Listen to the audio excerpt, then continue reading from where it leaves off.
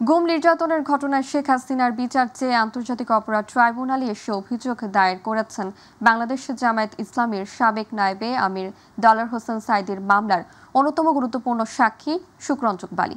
আজ আন্তর্জাতিক অপরাধ ট্রাইব্যুনালের প্রসিকিউশন শাখায় উপস্থিত হয়ে তিনি হাসিনার বিচার চান।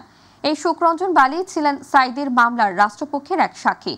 2012 সালে আন্তর্জাতিক অপরাধ ট্রাইব্যুনালে সাক্ষ্য দিতে এসে তিনি আদালতে সাঈদীর পক্ষে বক্তব্য দেন। এর কিছুক্ষণের মধ্যেই তিনি আদালত চত্বর থেকে নিখোঁজ হয়ে যান।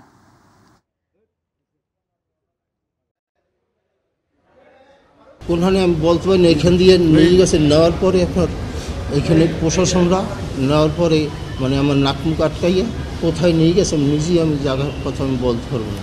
থানা দিয়ে পরদিন আপনার বসিরহাট কোর্ট বা জেলে আনছে। আনার পর ওইখান থেকে আমি খুব অসুস্থ, 22 দিনের দিন আপনার নিয়ে গেলে দমদম কারাগারে। এই আমি দীর্ঘজয়ী, আমি 5 বছর দমদম কারাগারে ছিলাম। যে ওনার ভাইকে যেদিন মেরেছে উনি এবং ওনার মা প্রত্যক্ষ সাক্ষী দেখেছেন। যারা মেরেছে সেই সিচুয়েশনগুলো উনি পরিষ্কার দেখেছেন এবং সেখানে সাঈদী সাহেবের কোনো উপস্থিতি ছিল না।